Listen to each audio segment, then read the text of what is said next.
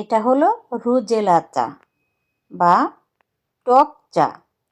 এই চাটা শরীরের জন্য অনেক উপকারী। এই চাটা কিভাবে বানালাম তাই আপনাদের সাথে একটু শেয়ার করলাম। হ্যালো এভরিওয়ান, আসসালামু আলাইকুম। আপনারা সবাই কেমন আছেন? আশা করি সবাই অনেক অনেক ভালো আছে।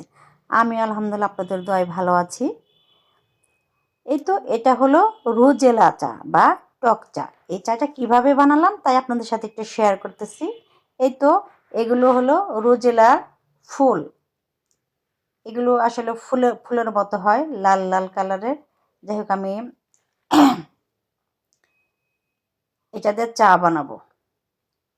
এই তো পানি বলক এসে গেছে, এটার মধ্যে দিয়ে দিলাম। আরও কতগুলো আমি দিয়েছি। এটা বেশি করে দিতে হয়, তা না হলে কালার বেশি আসবে না। যাই হোক, এই চাটা শরীরের জন্য অনেক উপকারী। আপনারা ইউটিউবে সার্চ দিবেন রোজেলা চা সম্পর্কে, দেখবেন যে এই চায়ের অনেক গুণাগুণ।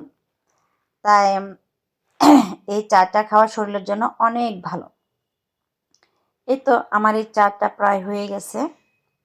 দেখেন কি সুন্দর একটা কালার আসছে। কালারটা কিন্তু মাশাআল্লাহ অনেক সুন্দর।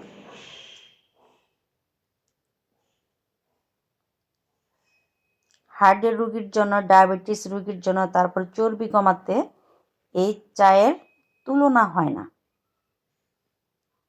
যদি চিনি ছাড়া খেতে পারেন তাহলে তো অনেক ভালো। আমি আবারও চিনি ছাড়া খেতে পারি না। যাই হোক, আমি সব সময় মধু খাওয়ার চেষ্টা করি। যাই হোক, আমারটা আমি মধু দিয়ে বানাবো। এই চাটা টক মিষ্টি লাগে, খেতে খুবই ভালো লাগে আর শরীরের জন্য অনেক উপকার। যাই হোক, আমারটার মধ্যে মধু দিলাম। আমি মধু দিয়ে খাবার জামাইটার মধ্যে অল্প একটু মধু দিলাম, কারণ আমি আবার মধু ছাড়া চা খেতে পারি না। এটা যদি মধু ছাড়া বা চিনি ছাড়া খান তাহলে আরও বেশি উপকার। যেহেতু আমি খেতে পারি না, এই জন্য এর মধ্যে আমি একটু মধু দিয়ে নিলাম। মাশাআল্লাহ অনেক মজা হয়েছে। আপনারা হয়তো রুজেলা চা সম্পর্কে অনেকে জানেন, অনেকে হয়তো জানেন না। যারা জানেন না তাদের কাছে এটা অন্য ধরনের একটা অনুভূতি বা অন্য ধরনের একটা চা খাওয়া হবে। যেমন আমি আজকে প্রথমে এই চাটা খেলাম, মাশাআল্লাহ আমার কাছে অনেক ভালো লেগেছে। এই যে দেখেন, আমি টোস্টের মধ্যে ভিজিয়ে ভিজিয়ে খাচ্ছি। টোস্ট দিয়ে ভিজিয়ে ভিজিয়ে খাচ্ছি, সরি কথাটা একটু ভুল হয়ে গেছে। যাই হোক, এই ইউটিউবে এই চা সম্পর্কে সার্চ দিয়ে শুনবেন।